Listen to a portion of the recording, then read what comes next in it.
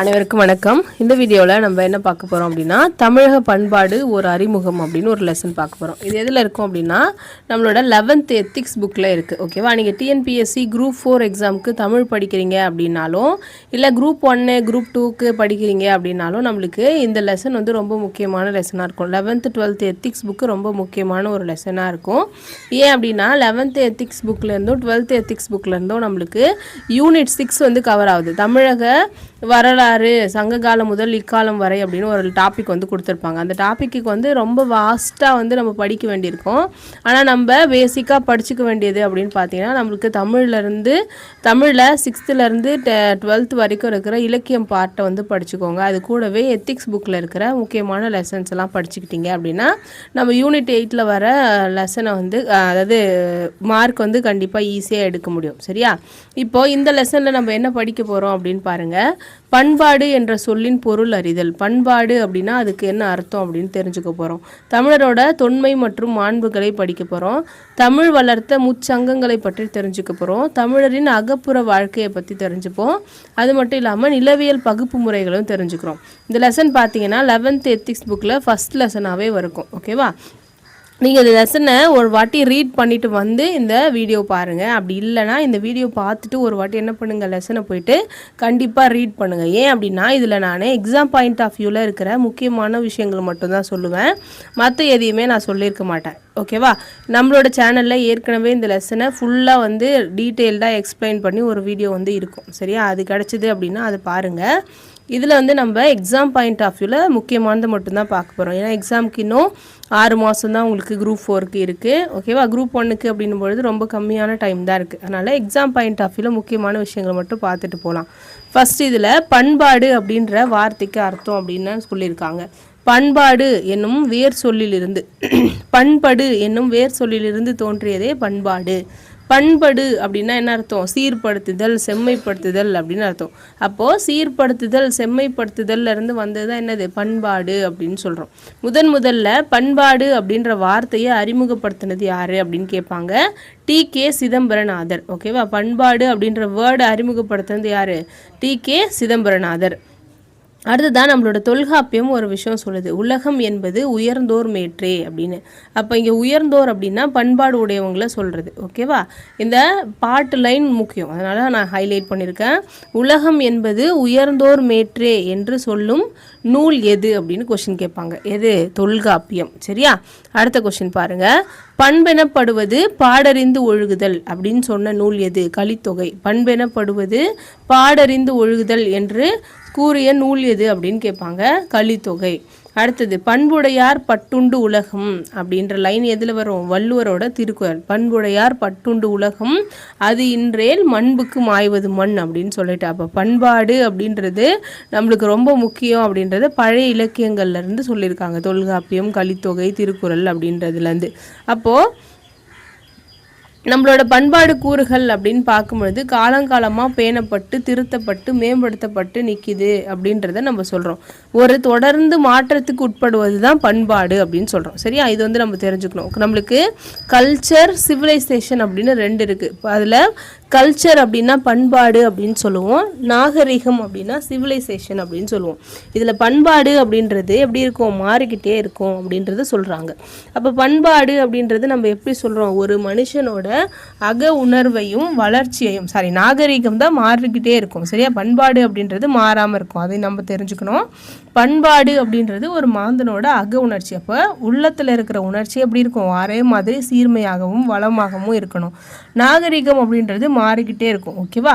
நாட்கள் போக போக வருஷங்கள் உருண்டோட நாகரிகம் மாறிக்கிட்டே இருக்கும். அப்போ பண்பாடு அப்படின்றது எதை வச்சு சொல்கிறோம்? அப்போது உள்ளத்து உணர்ச்சின்னு சொல்கிறோம். அதில் என்னெல்லாம் வரும் அப்படின்னா, அன்புடையவனாக இருக்கிறது, அருளுடையவன், ஈகையுடையவன், இரக்கமுடையவன், பண்புடையவன், பக்குவமுடையவன், வீரமுடையவன், தீரமுடையவன், ஊக்கமுடையவன், உணர்வு உடையவன், மானமுடையவன், மரியாதையுடையவன், பற்றுடையவன், பணிவுடையவன், தன்னலம் கருதாதவன், பிறர் நலம் பேணுபவன், உடைமையை உடலை உயிரை ஈபவன் அப்படின்னு ஒரு மனுஷனோட உள் உணர்ச்சியை பற்றி பேசுறது தான் பண்பாடு அப்படின்னு சொல்கிறோம். ஓகேவா? அப்போ நாகரிகம்னா எதை பற்றி சொல்லுது? நாகரிகம் வந்து ஒரு மனுஷனோட புற தோற்றத்தை பற்றி சொல்லுது. அப்போ அந்த மனுஷன் எப்படி அழகாக ட்ரெஸ் பண்ணா, எப்படி சாப்பிட்டா, எப்படி வசதியான இடத்துல வாழ்ந்தான், எப்படி போக்குவரத்து வசதிகளோடு இருந்தான், அவங்களோட நகரங்கள் எப்படி இருந்துச்சு, இப்போ அவனோட கல்வி சாலைகள் எப்படி இருந்துச்சு, கலைக்கூடங்கள், இசை, கூத்து, நாடகம், ஓவியம், நாட்டியம், சிற்பம், விளையாட்டு, அவனோட பிஸ்னஸ்ஸு, அதுக்கப்புறம் அவனோட இண்டஸ்ட்ரீஸு, அழகான சாலைகள், பூஞ்சோலைகள், இதெல்லாம் ஒரு மனுஷனோட புறத்தோற்றம் பற்றி சொல்லுது. அப்போ இதெல்லாம் வந்து நாகரிகம் அப்படின்னு சொல்கிறோம். தமிழரோட தோற்றம் பற்றி கொடுத்துருக்காங்க அடுத்தது. சரியா? தமிழரோட தோற்றம், தமிழன் தோன்றதுக்கு 4 வகையான கருதுகோள்கள் சொல்லியிருக்காங்களாம்.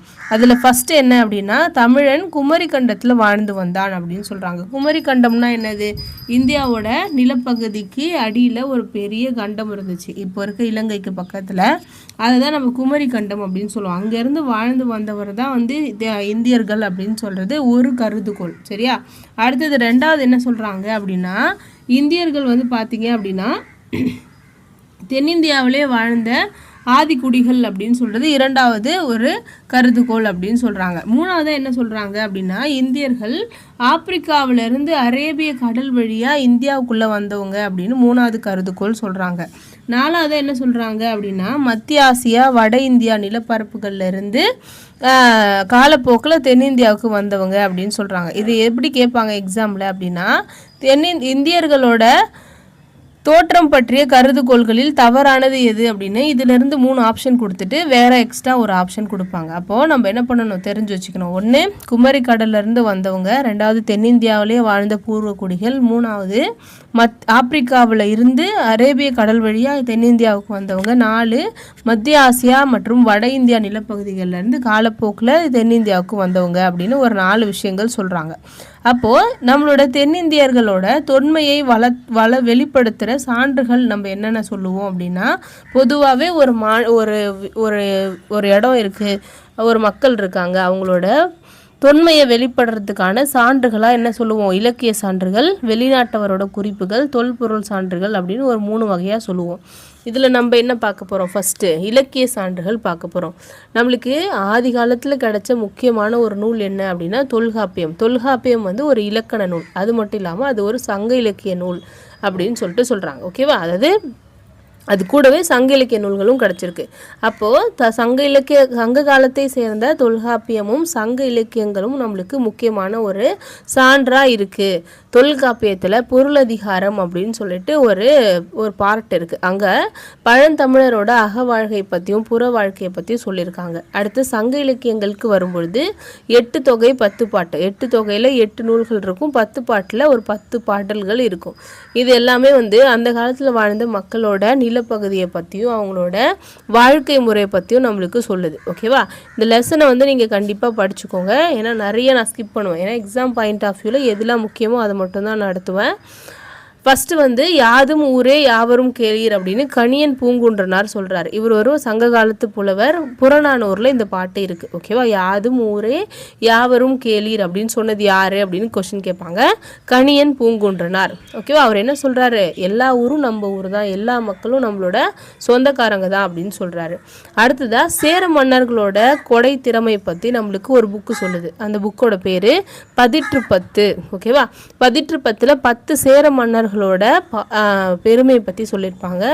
அது வந்து பதிற்று 10. அடுத்ததாக பரிபாடல். பரிபாடல் என்ன சொல்லுது அப்படின்னா, பாண்டியர்களோட தலைநகரமாக இருக்கிற மதுரையை பற்றி நம்மளுக்கு சொல்லுது. அது மட்டும் இல்லாமல் வைகை ஆற்றின் சிறப்பையும் திருமால் முருகன் போன்ற தெய்வங்களை வழிபட்ட முறையும் சொல்லுது. நம்மளுக்கு அப்படியே கூற்று கொடுப்பாங்க.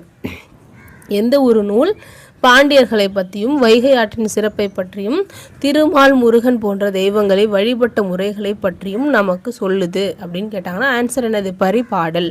அடுத்ததாக 10 பாட்டில் 5 நூல்கள் வந்து ஆற்றுப்படை நூல்கள் அப்படின்னு சொல்கிறாங்க. 10 பாட்டில் மொத்தமாக 10 நூல்கள் இருக்குன்னு நான் சொன்னேன் இல்லையா? அதில் 5 நூல்கள் வந்து ஆற்றுப்படை நூல்கள் அப்படின்னு சொல்கிறாங்க. ஆற்றுப்படை நூல்களுக்கு இலக்கணமாக தொல்காப்பியத்தில் ஒரு பாட்டு இருக்குது. ஆற்றிடை காட்சி உழழ தோன்றி பெற்ற பெருவலும் பெறார்க்கு அறிவுரி சென்று பயனெதிர சொன்ன பக்கமும் அப்படின்னு சொல்லிட்டு ஒரு பாட்டு இருக்குது. இதுக்கு என்ன அர்த்தம் அப்படின்னா, ஆற்றிடை காட்சி உழற நம்ம ஒரு வழியாக நடந்து போகும்போது நம்ம ஏற்கனவே ஒரு ராஜா கிட்ட போயிட்டு நல்லா பணம் பொருள்லாம் வாங்கிட்டு வந்திருப்போம். அது வாங்காத ஒரு மனுஷனை நம்ம வழியில் பார்க்கும் பொழுது அங்கே ஒரு ராஜா இருக்காரு, அங்கே போனால் உனக்கு தேவையான செல்வங்களை அவர் கொடுப்பாரு, நீயும் சந்தோஷமாக வாழலாம் அப்படின்னு வழி காட்டுறாங்க இல்லையா. அதுக்கு பேர் தான் ஆற்றுப்படை நூல் அப்படின்னு சொல்லி அது வந்து கொடுத்துருக்காங்க அந்த செய்யுளில். அந்த மாதிரி ஆற்றுப்படை நூல்கள் மட்டும் எத்தனை இருக்குது? 10 நூல்களில் 5 நூல்கள் இருக்குது அப்படின்னு சொல்கிறாங்க. ஓகேவா, மொத்தமாக 10 பாட்டில் 10 நூல்கள், அதில் 5 நூல்கள் என்னவா இருக்குது? ஆற்றுப்படை நூல்களாக இருக்குது. அந்த ஆற்றுப்படை நூல்கள்லாம் ராஜாவோட பெருமை பற்றியும் அவங்களோட கொடை திறமை பற்றியும் நம்மளுக்கு சொல்லுது. சரியா, அடுத்துதான் நம்மளுக்கு வேற என்ன இருக்குது? குறிஞ்சி பாட்டும் முல்லை பாட்டும் நிலவளம் பற்றியும் காதலோட சிறப்பு பற்றியும் நம்மளுக்கு சொல்லுது. அடுத்தது நெடுநல் வாடைன்னு ஒரு புக் இருக்குது. அந்த புக்கு வந்து என்ன சொல்லுது அப்படின்னா காதலையும் வீரத்தையும் பற்றி பேசுது. ஓகேவா. அடுத்து மதுரை காஞ்சி அப்படின்றது பாண்டிய நெடுஞ்செழியனோட சிறப்பை பற்றி சொல்லுது. அது மட்டும் இல்லாமல் நிலையாமையை பற்றி சொல்லுது. நிலையாமையை பற்றி கூறும் நூல் எது அப்படின்னு கேட்டாங்கன்னா என்னது? மதுரை காஞ்சி அப்படின்னு சொல்லிட்டு சொல்கிறோம். ஓகேவா. அது மட்டும் இல்லாமல் மதுரை காஞ்சி வேற என்ன சொல்லுது அப்படின்னா பாண்டிய மன்னர்கள் இந்த உலகம் நிலையானது இல்லை, அதனால செய்ய வேண்டிய அறக்காரியங்களை எப்பயுமே உடனே செஞ்சுருங்க அப்படின்னு பாண்டிய மன்னர்களுக்கு அறிவுறுத்துறதா நம்மளோட மதுரை காஞ்சி இருக்குது. அதுக்கப்புறம் சோழ நாடு பற்றி சொல்கிற புக் இருக்கா? இருக்குது. என்ன புக் இருக்குது? பட்டினப்பாலை. கடியலூர் உருத்திரங்கண்ணனார் அப்படின்றவர் எழுதின பட்டினப்பாலைன்னு ஒரு நூல் இருக்குது. அதில் சோழ நாடு எப்படி செழிப்பாக இருந்துச்சு அப்படின்னு சொல்கிறாங்க. முட்டா சிறப்பின் பட்டினம் அப்படின்னு சொல்லி கடல் வணிகத்தாலும் தரை வணிகத்தாலும் சிறப்புற்று சோழ நாடு இருந்துச்சு அப்படின்றத சொல்லுது. ஓகேவா. அடுத்ததாக சிலப்பதிகாரம் பார்த்தீங்க அப்படின்னா நிறைய விஷயங்களை நம்மளுக்கு சொல்லுது. அதே மாதிரி மணிமேகலையும் பார்த்தீங்க அப்படின்னா அந்த காலத்தில் இருந்த நிறைய மக்களோட விஷயங்களை பற்றி சொல்லுது. பல்வேறு குற்றங்களுக்கு அடிப்படை காரணமே என்னது தான் அப்படின்னா பசி தான் அப்படின்னு சொல்லுது. ஓகேவா. அப்போது வறுமை தான் வந்து குற்றங்களுக்கு அடிப்படை காரணம்னு சொன்ன முதல் நூல் எது? மணிமேகலை. அதில் மட்டும் என்ன சொல்கிறாங்க அப்படின்னா ராஜா கிட்ட மணிமேகலை வந்து ஒரு அறிவுரை சொல்லுவாங்க. அதில் குற்றம் நடக்கிறதுக்கான பேசிக்கான விஷயங்களை தடுத்து நிறுத்திட்டோம் அப்படின்னா குற்றங்களை தடுக்க முடியும். பல்வேறு குற்றங்களுக்கான அடிப்படை காரணங்களை ஆராய்வதன் மூலமே குற்ற செயல்களை தடுத்து நிறுத்த முடியும் அப்படின்னு சொல்கிறாங்க. இது வந்து ரொம்ப முக்கியமான ஒரு பாயிண்ட்டாக இருக்குது. பசி வந்து ஒரு பிணி, அதை சரி பண்ணணும் அப்படின்னு சொல்கிற ஒரு புரட்சி காப்பியம் மணிமேகலை அப்படின்னு சொல்கிறாங்க. அப்போது இது வரைக்கும் நம்ம பார்த்தது எல்லாமே இலக்கிய சான்றுகள். ஓகேவா. அடுத்தது நம்ம என்ன பார்க்க போகிறோம்? வெளிநாட்டினரின் குறிப்புகள் பற்றி பார்க்க போகிறோம். வெளிநாட்டினர் குறிப்புகள்னால் என்ன? பல்வேறு பயணம் மேற்கொண்டவர்கள் இந்தியாவுக்கு வந்திருப்பாங்க. அவங்க வந்து ஒரு யவனர்களாக இருக்கலாம், வெளிநாட்டு தூதுவர்களாக இருக்கலாம், புனித பயணம் மேற்கொண்டவர்களாக இருக்கலாம். அவங்க இங்கே வரும்பொழுது அவங்களோட டைரியில் குறித்து வச்சுருக்காங்க இல்லையா, அதுதான் நம்ம வெளிநாட்டு குறிப்புகள் அப்படின்னு சொல்கிறோம். பல்வேறு நூற்றாண்டுகளுக்கு முன்னாடி எழுதப்பட்ட எரித்திரிய கடலின் பெரிப்ளஸ் அப்படின்னு ஒரு நூல் இருக்குது. ஓகேவா. எரித்திரிய கடலின் பெரிப்ளஸ் அந்த நூலில் கிரேக்க மக்கள் நாகரிகமாக வாழறதுக்கு முன்னாடியே எகிப்தும் பண்டைய இந்தியாவும் வணிக தொடர்பில் இருந்துச்சு அப்படின்னு சொல்லியிருக்காங்களாம். ஓகேவா. கிரேக்கம் அப்படின்றது இப்போ இருக்கிற ஒரு நாடு. அந்த நாடு நாகரிகமாக ஆகிறதுக்கு முன்னாடியே வந்து நம்மளோட இந்தியாவும் எகிப்தும் ஏற்கனவே என்ன பண்ணாங்களா? நல்ல வணிகம் பண்ணிட்டு இருந்தாங்க அப்படின்ற விஷயத்த சொல்லுது. இது சொல்கிற நூல் யார்? எரித்திரிய கடலின் பெரிப்ளஸ். அடுத்ததா அகஸ்டஸின் சமகாலத்தவரான ஸ்ட்ராபோ எழுதின பூகோள நூல் ஒரு புக்கை எழுதினவர் யார்? ஸ்ட்ராபோ. அவரோட ஃப்ரெண்டு பேர் தான் அகஸ்டஸ். அந்த அகஸ்டஸ் யார்? ரோமாபுரி அரசன். ஓகேவா.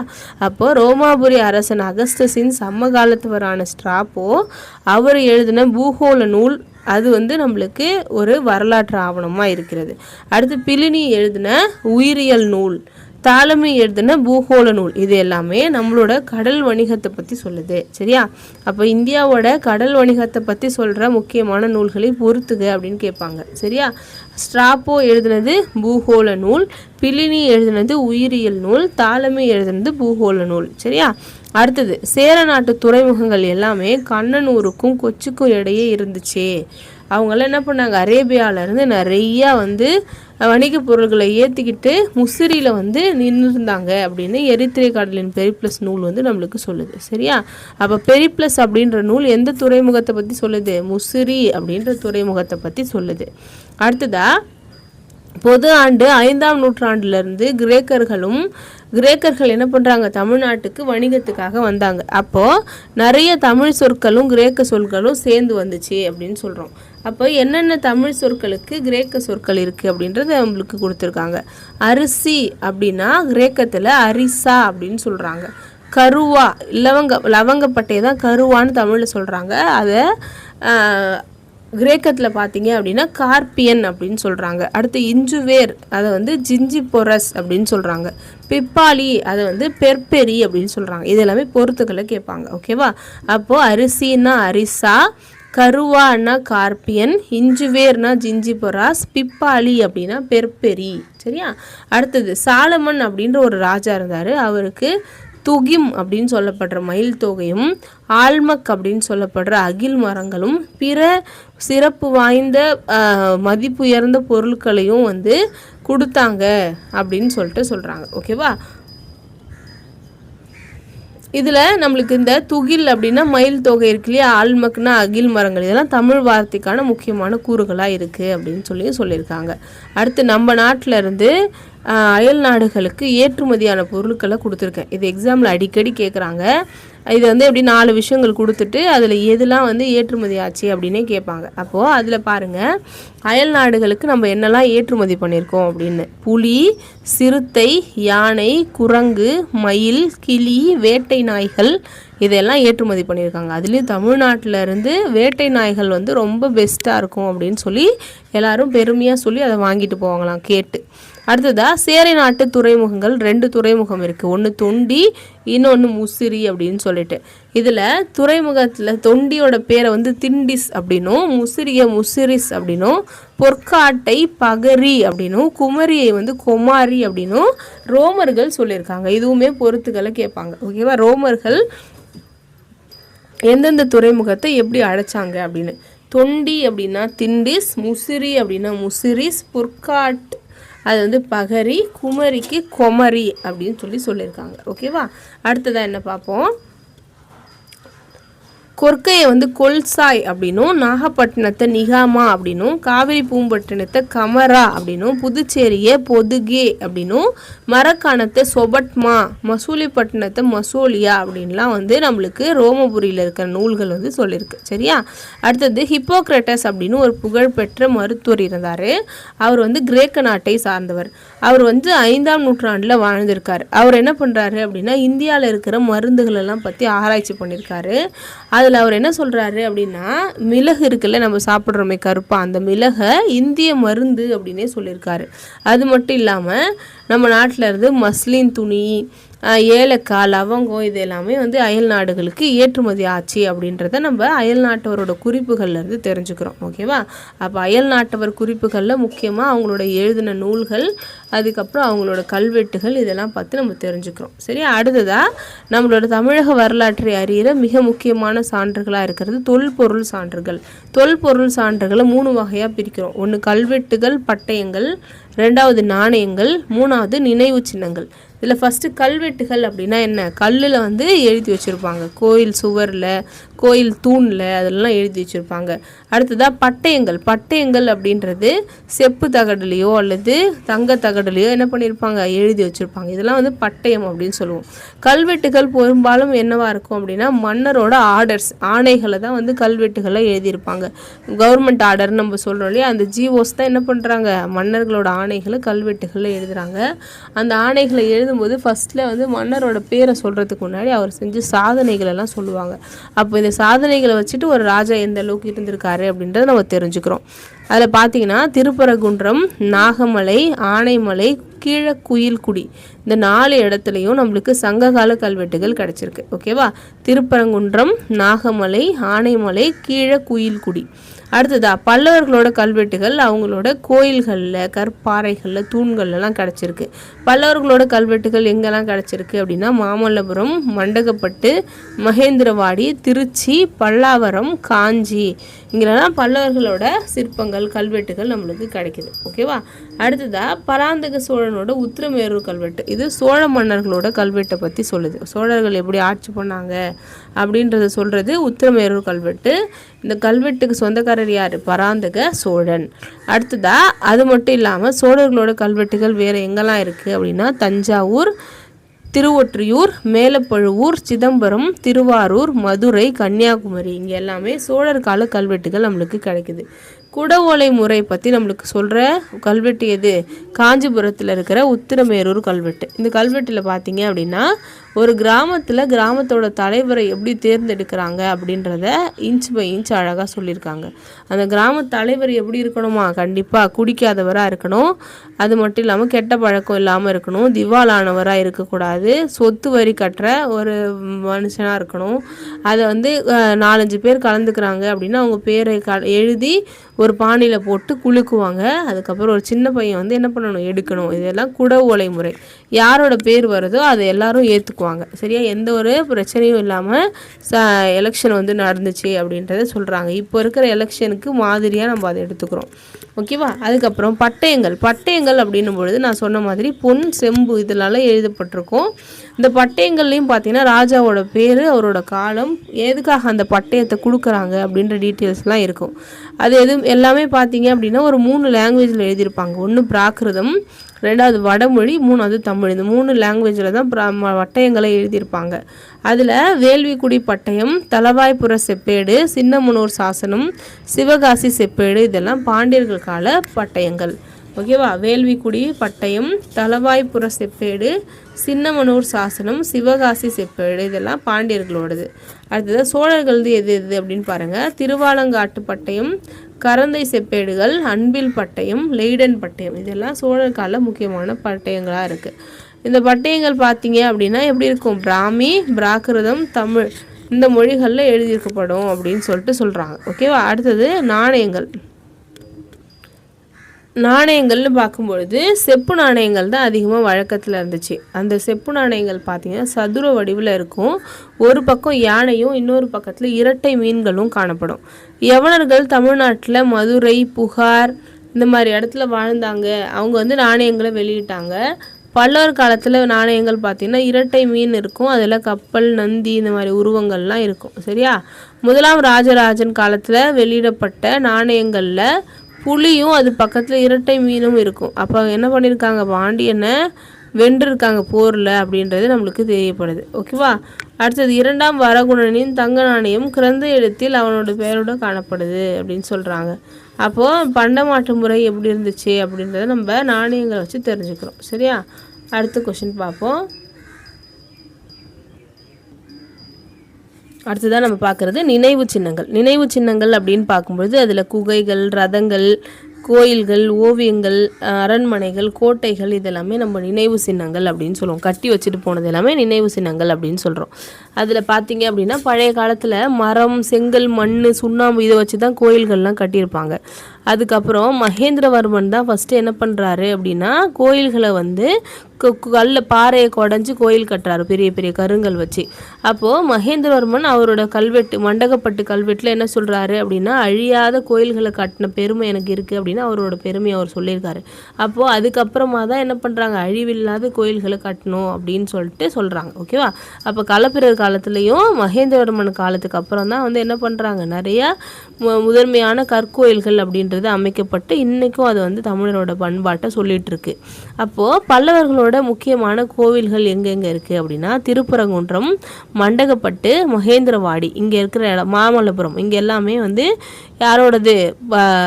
பல்லவர்களோட கோயில்களாக இருக்குது. இது எல்லாமே குகை கோயில்கள். அது இல்லாமல் கல் கோயில்கள்னு பார்க்கும்பொழுது காஞ்சிபுரத்தில் இருக்கிற கைலாசநாதர் கோயில், வரதராஜ பெருமாள் கோயில், சிதம்பரத்தில் இருக்கிற நடராஜர் கோயில், அது மட்டும் இல்லாமல் தஞ்சாவூர், கங்கை கொண்ட சோழபுரம், தாராசுரம், திருவொற்றியூர், லால்குடி, திருவாரூர், மதுரை, வேலூர், ராமேஸ்வரம், சுசீந்திரம் இந்த எல்லா இடத்துலையுமே பல்லவர்களோட முக்கியமான கோயில்கள் அப்படின்றது கிடைக்குது. ஓகேவா?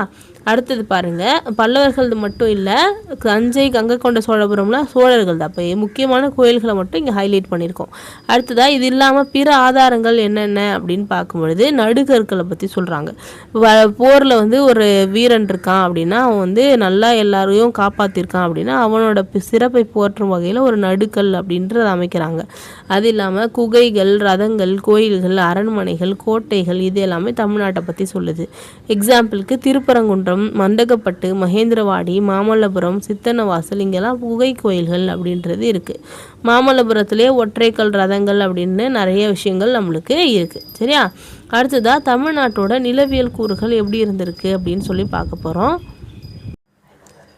அடுத்ததாக நிலவியல் கூறுகள் பற்றி பார்க்க போகிறோம். நம்மளோட தமிழ்நாடோட நில அளவுகள் எப்படி இருக்குது அப்படின்னு சொல்லி பழங்கால தமிழகம் பார்த்திங்க அப்படின்னா வடக்கே வேங்கடம் முதல் தெற்கே குமரி வரை பரவி இருந்தது. வேங்கடம் அப்படின்னா இப்போ இருக்கிற திருப்பதி. ஓகேவா? அப்போது இப்போ ஆந்திரா இருக்கு இல்லையா, அந்த வரைக்குமே நம்மளுக்கு என்னதான் இருந்துச்சு, நம்மளோட தமிழ்நாடு தான் இருந்துச்சு அப்படின்னு சொல்கிறாங்க. அதை ஒரு பாட்டில் சொல்லியிருக்கா தொல்காப்பியத்தில், வடவேங்கடம் தென்குமரி ஆயுடை தமிழ் கூறும் நல்லுலகம் அப்படின்னு சொல்லிட்டு. ஓகேவா? அப்போ வடவேங்கடம்லேருந்து தென்குமரிக்கு நடுவில் தமிழ் கூறும் நல்லுலகம் அப்படின்னு இருந்துச்சு அப்படின்னு தொல்காப்பியம் சொல்லியிருக்கு. அப்போது தமிழ் கூறும் நல்லுலகம் அப்படின்ற வார்த்தை தமிழ்நாட்டை குறிக்குது அப்படின்னு சொல்லிட்டு சொல்கிறோம். சரியா? அதில் நிறையா பாண்டிய நாடு, சோழ நாடு, சேர நாடு, கொங்கு நாடு அப்படின்னு நிறையா பிரிவுகள் நம்மளோட தமிழ்நாட்டில் இருந்துச்சு. ஓகேவா? மேற்கு தொடர்ச்சி மலைகளுக்கும் கிழக்கு தொடர்ச்சி மலைகளும் 2 கடற்கரை ஓரங்களில் அமைந்து தமிழகத்தோட நீலகிரி மாவட்டத்தில் ஒன்றாக இணைகிறது அப்படின்னு சொல்கிறாங்க. இது வந்து நம்ம ப்ரீவியஸ் இயர் கொஷின்லேயே கேட்டிருக்காங்க. ஓகேவா? மேற்கு தொடர்ச்சி மலையும் கிழக்கு தொடர்ச்சி மலையும் சேர்ற இடத்துல இருக்கிற மாவட்டம் எது அப்படின்னு கேட்டிருக்காங்க. ஆன்சர் வந்து நீலகிரி. அதனால் அதை நான் ஹைலைட் பண்ணியிருக்கேன். ஓகே, இதுக்கப்புறம் நம்மளுக்கு நிறைய குன்றுகள்லாம் இருந்துச்சு. அந்த குன்றுகளில் பார்த்தீங்க அப்படின்னா மக்கள் தனித்தனியாக வாழறாங்க. அங்கே சில குறுநில மன்னர்கள் வாழறாங்க. மேக்சிமம் பார்த்தீங்கன்னா பெரிய நாடுகளாக பாண்டிய நாடு, சோழ நாடு, சேர நாடு, கொங்கு நாடு, தொண்டை நாடு அப்படின்னு பிரிவுகளாக வந்து மன்னர்கள் என்ன பண்ணுறாங்க, ஆட்சி பண்ணுறாங்க. அவங்க பிரிவுகளாக ஆட்சி பண்ணுறதுக்கு காரணம் என்ன அப்படின்னா, தமிழ்நாடு அந்த அளவுக்கு பல்வேறு பிரிவுகளாக இருந்துச்சு. மலை இருந்துச்சு, காடு இருந்துச்சு, ஓகேவா, தரிசு நிலங்கள் இருந்துச்சு. இந்த மாதிரி பிரிப்பு அது தனித்தனியாக இடந்ததுனால அதை தனித்தனியாக ஆட்சி பண்ணிருந்தாங்க அப்படின்னு சொல்கிறாங்க. அடுத்ததாக ஒரு மன்னருக்கு முக்கியமான நெறிமுறைகள்லாம் நிறைய விஷயங்களை சொல்கிறாங்க. அது என்னென்ன அப்படின்னு பாருங்கள். நெறி பிழறாத போர் முறை. ஓகேவா? நெறி பிழறாத போர் முறை. ராஜா எப்படி செய்யணும், அற வழியில் நின்று போர் செய்யணும், மக்களோட நிலை அறிந்து வரி விதிக்கணும், நேர்மையாக பொருளீட்டணும், சான்றோர்களை மதிக்கணும், அவங்களோட வழிகாட்டுதல்களை பின்பற்றணும். இதெல்லாம் ஒரு அரசனோட வழிமுறைகளாக பின்பற்றப்படுது. இதில் ஏதாச்சும் ஒன்று குறைஞ்சாலும் அந்த ராஜாவோட ஆட்சி வந்து என்னது சரியில்லை அப்படின்னு சொல்லுவாங்க. அடுத்ததாக ராஜாவுக்கு மட்டும் இல்லாமல் அந்த நாட்டில் இருக்கிற மக்களுக்கும் என்ன பண்ணுறாங்க, அவங்களோட நெறிமுறைகளை சொல்லியிருக்காங்க. அதுலேயும் ஆண்களுக்கு தனியாக பெண்களுக்கு தனியாக அப்படின்னு. ஆண்களுக்கு என்ன சொல்கிறாங்க, வினையே ஆடவருக்கு உயிரே அப்படின்னு சொல்லுது. ஓகேவா? ஒரு பையனாக பிறந்தாங்க அப்படின்னா அவங்க என்ன பண்ணணும், வேலை செய்யணும். அதுதான் ஒரு ஆண் மகனுக்கு முக்கியமானது அப்படின்னு குறுந்தொகையில் சொல்லியிருக்காங்க. ஓகேவா? வினையே ஆடவருக்கு உயிரே. அடுத்ததாக என்ன சொல்லியிருப்பாங்க அந்த லைனில்,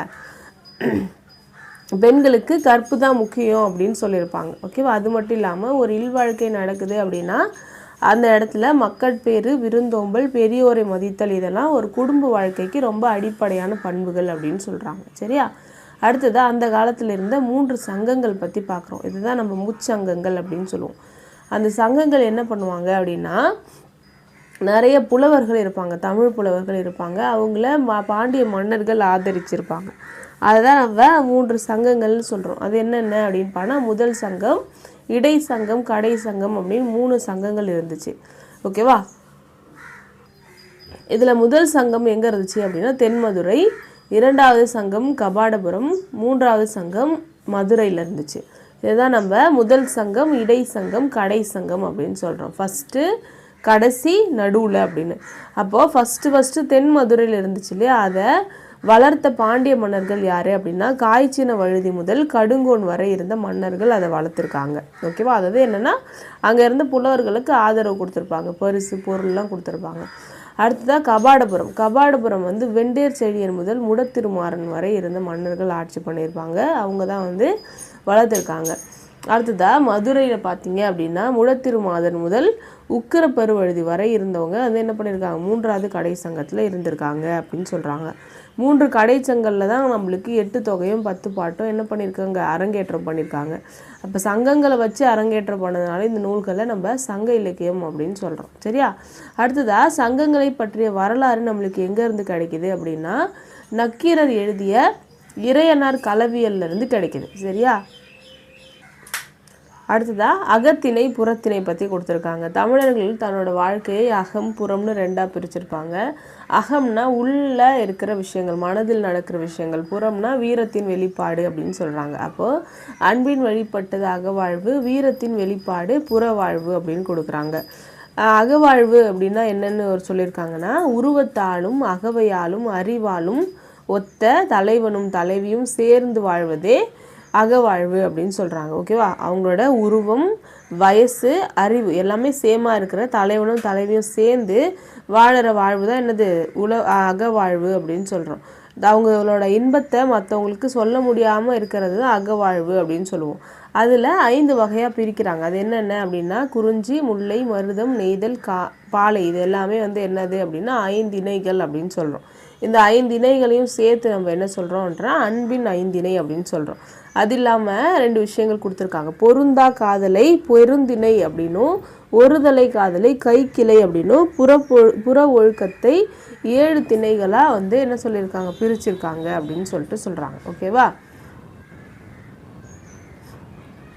அடுத்ததா அகத்திணை புறத்திணை சார்ந்த செய்திகள் நம்மளுக்கு எங்கே கிடைக்குது? தொல்காப்பியத்தில் பொருள் அதிகாரம் அப்படின்ற இடத்துல கிடைக்குது.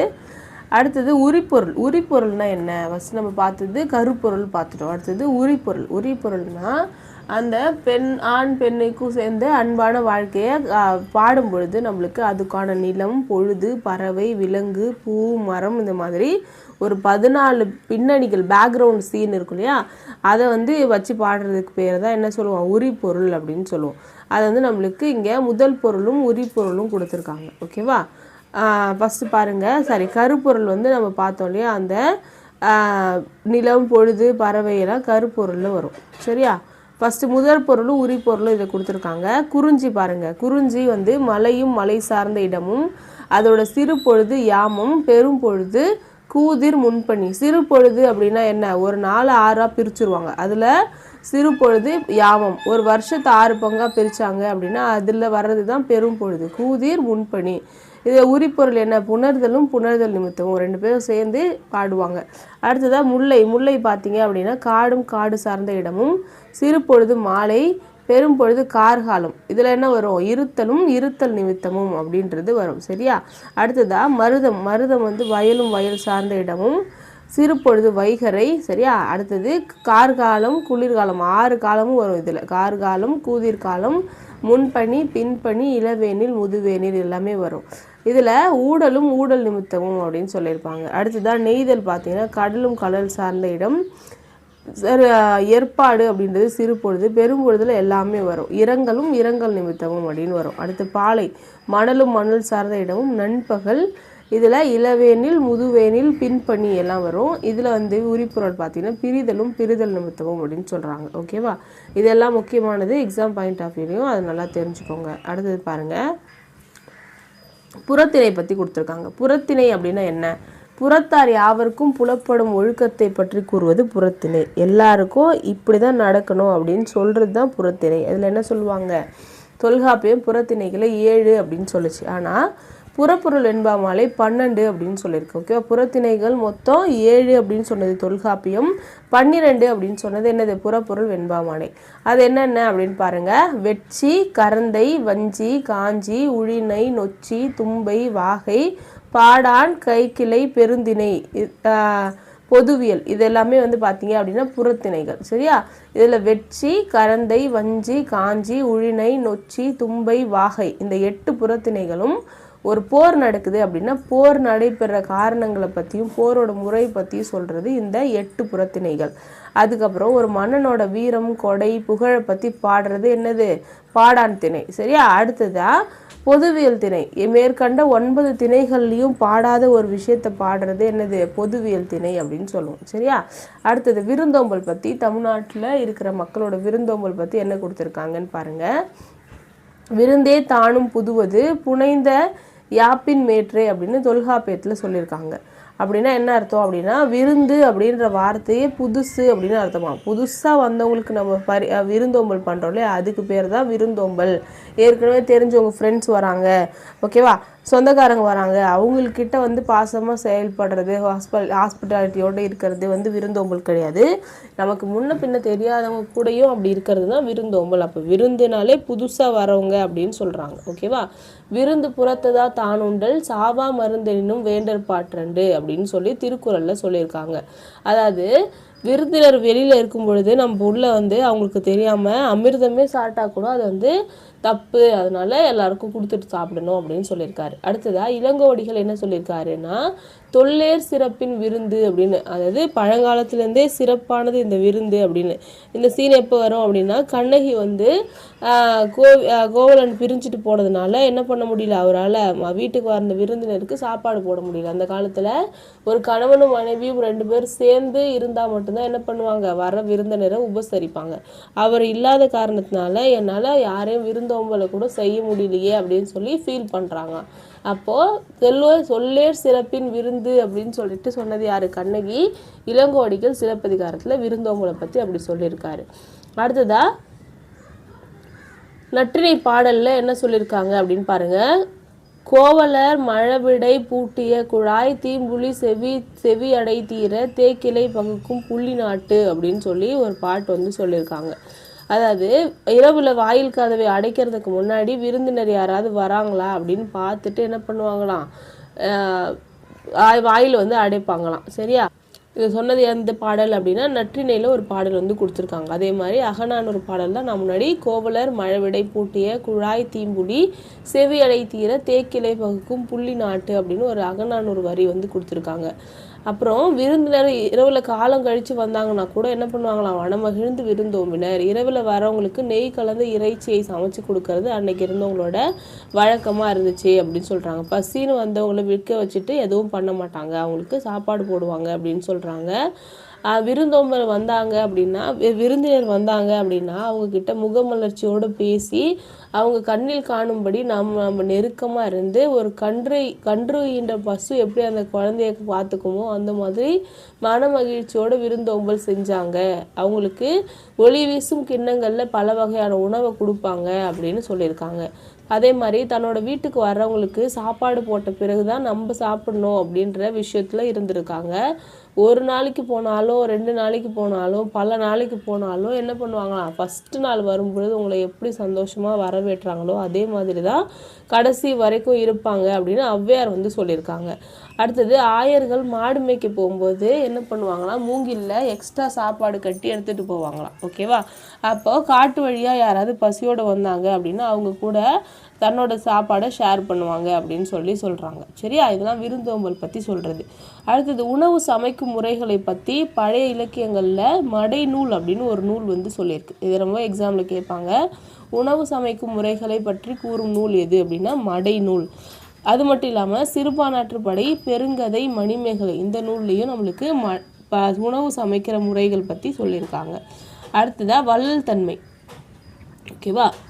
நம்மளோட வள்ளல் தன்மையை பற்றி கொடுத்துருக்காங்க. என்ன கொடுத்துருக்காங்க? கல்வி, தருகன், இசை, கொடை ஆகிய பெருமித பண்புகளுள் ஒன்றாக வள்ளல் தன்மை இருந்துகிட்ருக்கு அப்படின்னு சொல்லி பழைய கால மன்னர்கள் எல்லாம் என்ன பண்ணுவாங்க, வாரி வழங்கிட்டு இருந்தாங்க. அது மட்டும் இல்லாமல் பல குறுநில மன்னர்களும் என்ன பண்ணுறாங்க, கொடை வள்ளல்களாக இருந்தாங்க. இந்த டேப்லெட் காலம் எக்ஸாம் பாயிண்ட் ஆஃப் வியூவில் முக்கியமானது. ஒரு 7 குறுநில மன்னர்கள் கொடுத்துருப்பாங்க. அவங்க ஆட்சி செய்த பகுதி, அவங்களோட வள்ளல் தன்மையை பற்றி கொடுத்துருப்பாங்க. இந்த 7 பேரை தான் நம்ம கடையெழு வள்ளல்கள் அப்படின்னு சொல்கிறோம். சரியா? இதில் ஃபஸ்ட்டு பேர் பாருங்கள், பேகன்.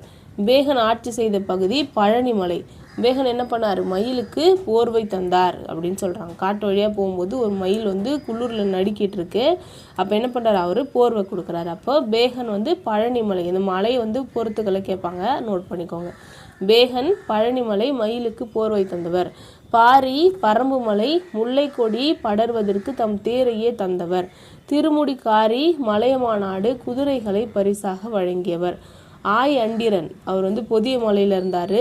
நீலநாகத்தின் உடையை இறைவனுக்கு போர்த்தி மகிழ்ந்தவர். அதியமான் ரொம்ப முக்கியம், தகடூரில் ஆட்சி பண்ணியிருப்பார். ஓகேவா? இப்போ இருக்க தருமபுரி தான் தகடூர்னு சொல்லுவோம். அரிய நெல்லிக்கனியை ஔவையாருக்கு கொடுத்தவர். நல்லி வந்து கண்டீர மலையில் வாழ்ந்தார். மலைவாழ் மக்களுக்கு அனைத்து பொருட்களையும் கொடுத்துருக்காரு. அடுத்ததாக வல்வில் ஓரி கொல்லிமலையில் இருந்தார். யாழ் மீட்டும் பாணர்களுக்கு பரிசு கொடுத்துருப்பாரு.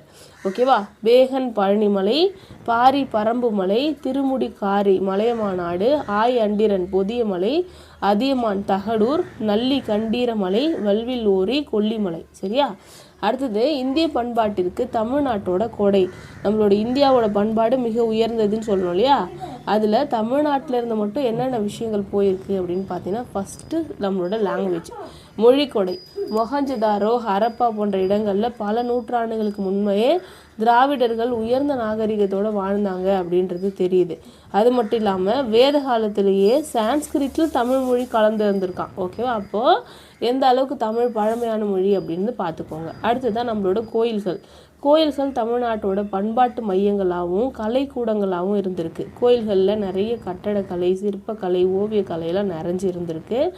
அதில் முக்கியமான கோயில்களெல்லாம் கொடுத்துருக்காங்க. நம்ம அதுக்கெலாம் ரொம்ப முக்கியம் கொடுக்க தேவையில்ல. கொடை என்னன்னா மட்டும் பார்த்துக்கலாம். அடுத்ததாக கோயில்களோட சிறப்பு. கோயில் தான் மனுஷனை விலங்கு நிலையிலேருந்து மனித நிலைக்கு மாற்றுது அப்படின்னு சொல்கிறாங்க. ஓகேவா. ஒரு ஆ ப்ளஸ் லயம் அப்படின்னு சொல்லி பிரிச்சுப்பாங்க. ஆன்னா ஆன்மா அப்படின்னு சொல்லுவாங்க. ஆன்மா தான் எதுலேருந்து வந்துச்சோ அதுலேயே லயமாகுதலுக்கு பேர் தான் லயமாகிற இடம் தான் ஆலயம் அப்படின்னு சொல்கிறோம். ஓகேவா. அப்போ கோயில்கள் தான் ஆன்மாவை லயமாக்கும் இடங்களாக இருக்குது. அதனால தான் கோயில்களை நம்ம என்ன சொல்கிறோம், ஆலயங்கள் அப்படின்னு சொல்கிறாங்க. அது மட்டும் இல்லாமல் கோயில்களில் தேவார திருவாசக பாடல்கள் சிவன் கோயிலில் பாடுவாங்க. 4000 திவ்ய பிரபந்தங்கள் வைணவ கோயில்களில் பாடுவாங்க. கோயில்கள் திருமுறைகள் வளர்கிற ஒரு இடமா இருந்திருக்கு. தமிழை வளர்க்குற ஒரு இடமாகவும் இருந்திருக்கு. மழை, புயல், வெள்ளம் மாதிரியான காலங்களில் மக்களுக்கு ஒரு புகலிடமாக இருந்திருக்கு. ஓகேவா. எந்த மொழி, மதம், இனம் பார்க்காம என்ன பண்ணுவாங்க, வெள்ளத்துக்கு அடைக்கலமாக நம்ம கோயில்களில் வச்சுருந்துருக்கோம். அடுத்தது ஔவையார் என்ன சொல்கிறாங்கன்னா, ஆலயம் தொழுவது சாலவும் நன்று அப்படின்னு சொல்கிறாங்க. கோயில் இல்லாத ஊரில் குடியிருக்க வேணாம் அப்படின்னு ஒரு பழைய பழமொழி இருக்குது. இதெல்லாம் கோயில்களை பற்றி நம்ம தெரிஞ்சுக்க வேண்டியது. அடுத்ததாக சிற்பம். இந்தியாவில் பார்த்தீங்க அப்படின்னா தமிழ்நாட்டில் சிற்பங்கள் ரொம்ப அதிகமாக ரொம்ப அழகாக இருக்கும் அப்படின்னு நம்மளுக்கு தெரியும். அதுவும் ஒரு தமிழ்நாட்டு கொடை அப்படின்னு சொல்கிறோம். அடுத்ததாக ஓவியம். மொழி தோன்றுவதற்கு முன்னையே தோன்றினது ஓவியம் அப்படின்னு சொல்கிறாங்க. பண்டைய காலத்தில் ஜப்பான், சீன மொழிகளில் நம்மளுக்கு இன்றைக்கும் ஓவிய எழுத்துக்கள் இருக்குது. ஓகேவா. பண்டைய தமிழர்கள் பார்த்தீங்க அப்படின்னா ஓவிய எழுத்துக்களை யூஸ் பண்ணியிருப்பாங்க. பெரிய கோயில், தஞ்சை பெரிய கோயில் வரலாற்று காட்சிகள்லாம் பார்த்தீங்க அப்படின்னா இன்றைக்கும் அவங்களோட கருவறையில் ஓவியம்லாம் வரைஞ்சிருக்கு அப்படின்றத நம்ம பார்க்க முடியும். இந்த ஓவியங்கள் 1000-1500 வருஷத்துக்கு அப்புறமும் இன்றைக்கும் அழியாமல் இருக்குது. அடுத்ததாக நாட்டியம். சிலப்பதிகாரம் பார்த்தீங்க அப்படின்னா 11 வகையான கூத்துக்கள் பற்றி நம்மளுக்கு சொல்லியிருக்கோம். ஓகேவா. கைவழி கண்ணும் கண்வழி மனமும் செல்ல ஆடுதலே ஆடலின் நுட்பம் அப்படின்னு சொல்கிறாங்க. ஓகேவா. ஆடுற பெண்களை விரலி அப்படின்னு சொல்லுவோம். பையனெல்லாம் கூத்தன் அப்படின்னு சொல்லுவோம். நம்மளோட தமிழ்நாட்டில் வள்ளிக்கூத்து அப்படின்றது முருகனை பற்றி பாடுற பாட்டு. குன்றக்குறவை அப்படின்றது திருமாலை பற்றி பாடுறது. ஓகே சாரி, வள்ளிக்கூத்து இருக்குது. அதுக்கப்புறம் முருகனை பாடுற குன்றக்குறவை இருக்குது. திருமாலை வழிபட்டு ஆடுறது ஆய்ச்சியர் குறவை அப்படின்னு சொல்லுவோம். பெண்கள் மட்டும் கை கோத்து ஆடுறது குறவை கூத்து அப்படின்னு சொல்கிறோம். சரியா. வள்ளிக்கூத்து, முருகனை வழிபட்டு ஆடும் குன்றக்குறவை, திருமாலை வழிபட்டு பாடும் ஆய்ச்சியர் குறவை, பெண்கள் கை கோத்து ஆடும் குறவை கூத்து, இதெல்லாம் நம்மளோட தமிழ்நாட்டில் இருந்திருக்கு. அது இல்லாமல் துணுங்கை கூத்து, குணலை கூத்து அப்படின்லாம் நிறைய கூத்து வகைகள் தமிழ்நாட்டில் இருந்திருக்கு அப்படின்னு சங்க இலக்கியங்கள் நம்மளுக்கு சொல்லுது. சிவன் ஆடுகின்ற கூத்துக்கு தாண்டவம் அப்படின்னு பேர். அது மட்டும் இல்லாமல் நடராஜர் நம்ம பார்க்குறோம். ஓகேவா. சிதம்பரத்தில் இருக்குது. தமிழ்நாட்டோட ஒரு பொக்கிஷம் அப்படின்னு சொல்லி. அதே மாதிரி வைணவ மக்களும் சும்மா இல்லை. வைணவ மக்களும் என்ன பண்ணுறாங்க, திருமாலை குழல் ஊதி கோபியர்களோட ஆடுற ஒரு கண்ணனை வச்சுருக்காங்க. சரியா. காலை தூக்கி நின்றாடும் நடராஜர் திருமேனி நம்மளோட சிதம்பரத்தில் இருக்கு இல்லையா, அதுதான் நடனக்கலைக்கு மிகப்பெரிய ஒரு எடுத்துக்காட்டு அப்படின்னு சொல்லியிருக்காங்க. அடுத்ததாக தமிழர்களோட விழாக்கள். தமிழர்களோட விழாக்களில் முக்கியமாக நம்ம சூரியனை வழிபடுற பொங்கலை சொல்கிறோம். எல்லாருக்குமே நன்றி உணர்வை கொடுக்குற ஒரு பண்டிகை அப்படின்னு. இந்த பொங்கலை தான் நம்ம என்ன பண்ணுறோம், வட இந்தியாவில் மகர சங்கராந்தி அப்படின்னு கொண்டாடுறாங்க. அது மட்டும் இல்லாமல் நம்மளோட உழவு செழிக்க நம்மளுக்கு பயன்படுற காவிரி ஆற்றுக்கு நன்றி செலுத்துறது தான் ஆடி 18ஆம் பெருக்கு அப்படின்னு சொல்லி நம்ம என்ன பண்ணுறோம், கொண்டாடுறோம். அதே மாதிரி நிறைய திருவிழாக்கள் இருக்குது. சரியா. அடுத்ததாக கிராமிய விளையாட்டுக்கள். நம்மளுக்கு மற்போர், விற்போர், அம்மானை, ஊசல், சிற்றில், சிறுபறை, சிறுதேர் இதெல்லாம் முக்கியமான விளையாட்டாக இருந்திருக்கு. ஜல்லிக்கட்டு ஒரு முக்கியமான ஒரு விளையாட்டாக இருந்திருக்கு. ஏறு தழுவுதல் அப்படின்னு சொல்லுவோம். அந்த காலத்தில் எந்த பையன் மாடை அடக்கிறானோ அவனுக்கு தான் வந்து கல்யாணம் அப்படின்னு சொல்லியிருப்பாங்க. பொங்கல் அன்னைக்கு இன்றைக்கும் திருவிழாக்களில் அது நடக்குது. அடுத்ததாக இந்திர விழா, முக்கியமான விழா, சிலப்பதிகாரத்திலே இருக்கிற ஒரு விழா, 28 நாள் நடக்கும் அப்படின்னு நம்ம படிச்சிருக்கோம். மருத நிலத்தோட கடவுள் தான் இந்திரன். ஓகேவா? அப்போது வசந்த காலத்தோட முழு நிலா, வசந்த காலத்தோட பௌர்ணமியில் என்ன பண்ணுவாங்க, இந்திர விழா கொண்டாடுவாங்க. அப்போ நல்ல பணக்காரங்க என்ன பண்ணுவாங்க, இல்லாதவங்களுக்கு நிறைய பொருட்களை வாரி வழங்குவாங்க, சந்தோஷமாக வச்சுப்பாங்க அப்படின்னு சொல்கிறாங்க. இது மட்டும் இல்லாமல் இந்திய பண்பாட்டிற்கு தமிழ்நாட்டின் கொடை என்னென்ன அப்படின்னு பார்ப்போம். திருக்குறள். ஓகேவா? இதை மறக்க முடியாது, கண்டிப்பாக இதை நீங்கள் எழுதணும். அடுத்ததாக மருத்துவம். சித்த மருத்துவம் பார்த்தீங்க அப்படின்னா உலகத்துக்கே கொடுத்தவங்க யார், தமிழர்கள் தான், தமிழ்நாட்டில் இருந்த சித்தர்கள். அடுத்ததாக இசை, தமிழ் இசையை பற்றி படிச்சுக்கணும். அடுத்தது கப்பல் கட்டுமானம். ஒரு ஸ்கூல் புக்கில் ஒரு லெசனில் வரும், ஆங்கிலேயர்கள் ஒரு கப்பலை கட்டினாங்க அப்படின்னா அதை 12 வருஷத்துக்கு ஒரு வாட்டி என்ன பண்ணணும், நம்ம சீர்படுத்தணும். ஆனால் தமிழர்கள் கட்டினாங்க அப்படின்னா 50 வருஷம் ஆனாலும் அது நல்லா ஓடும் அப்படின்னு சொல்லியிருப்பாங்க. அப்போது கப்பல் கட்டுமானத்தில் ரொம்ப சிறந்து விளங்கியவர்கள் தமிழர்கள் அப்படின்னு சொல்லுவோம். அடுத்ததான் நம்ம முன்னாடியே பார்த்த மாதிரி விருந்தோம்பல், நட்பு, காதல், வீரம், மானம், இது எல்லாமே முக்கியமான ஒரு சிறப்பான ஒரு கொடையாக இருக்குது. அதில் மானம் பார்த்தீங்க அப்படின்னா மயிர் நீப்பின் உயிர் வாழா கவரிமான் அப்படின்னு சொல்லியிருக்காங்க. அந்த கவரிமான் மாதிரி மானத்தை உயிருக்கு மேலாக கருதுவாங்க தமிழர்கள் அப்படின்னு சொல்லியிருக்காங்க. அடுத்ததாக பரதநாட்டியம் இருக்கு இல்லையா, அதுதான் இந்தியாவில் தமிழ்நாட்டோட கொடை அப்படின்னு சொல்லி, இந்தியாவுக்கு தமிழ்நாட்டோட கொடை அப்படின்னு சொல்லிட்டு சொல்கிறாங்க. ஓகேவா? அடுத்ததாக பரதம் பற்றி ஒரு டேப்லெட் காலம் ஒரு பாக்ஸ் பாயிண்ட் கொடுத்துருக்காங்க பாருங்கள். ஹஸ்தம், பரதநாட்டியத்தில் முக்கியமான ஒரு கூறா கை அசைவுகளை சமஸ்கிருதத்தில் ஹஸ்தம் அப்படின்னு சொல்லுவாங்க.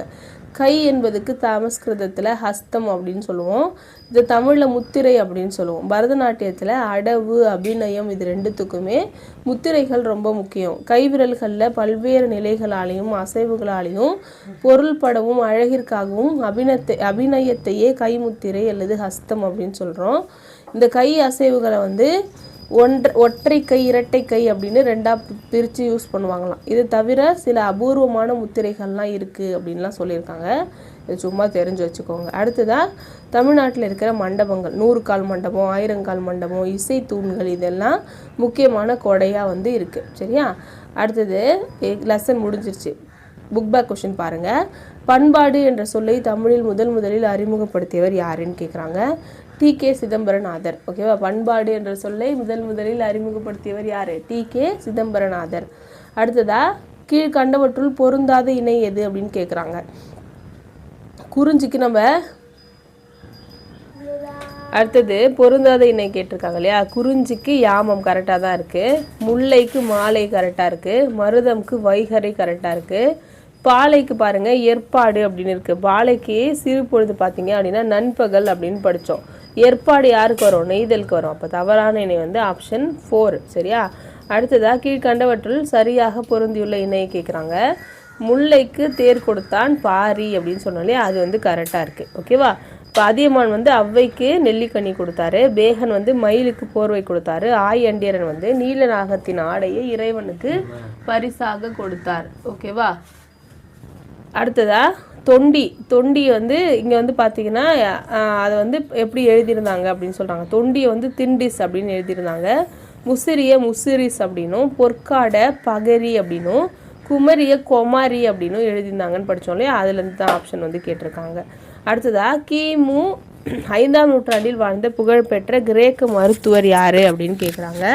ஹிப்போக்ரட்டஸ். சரியா? அவர் தான் மிளகை வந்து இந்திய மருந்து அப்படின்னு சொல்லியிருக்காரு, அதனால அதை கேட்டிருக்காங்க.